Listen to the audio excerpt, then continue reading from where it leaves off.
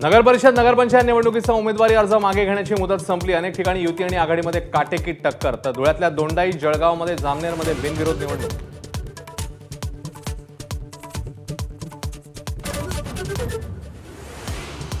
मनसेच्या इंजिनाला सोबत घेण्यासाठी शरद पवारांची सहमती। एकत्र मोर्चाही काढता मग निवडणुकीत वेगळे का, पवारांचा काँग्रेसला सवाल। तर ठाकरेंच्या शिवसेनेची काँग्रेससोबतही चर्चा झाल्याची माहिती।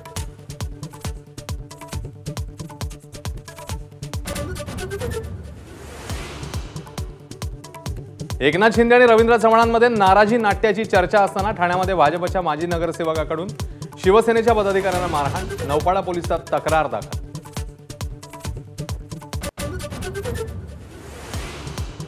चिमुरडीवर अत्याचार करणाऱ्या नराधमाला फाशीची शिक्षा द्या। मालेगावात जमाव आक्रमक, मोर्चेकरांचा गेट तोडून न्यायालयात शिरण्याचा प्रयत्न। पोलिसांकडून सौम्य लाठीमार।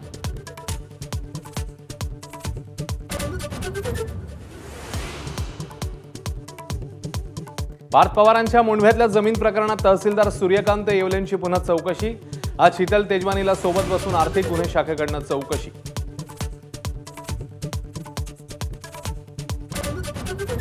नाशिकच्या संभाव्य वृक्षतोडीला अभिनेते सयाजी शिंदेंचा कडाडून विरोध।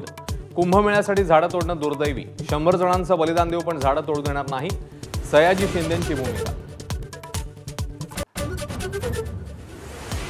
पुणे पोलिसांनी आंदेकर टोळीच्या गुंडांना आणलं चव्हाट्यावर। घर झडतीच्या निमित्ताने नाना पेठ आणि गणेश पेठेत काढली धिंड। जिथे धुमाकूळ घातला तिथे झाले केविलवाणी।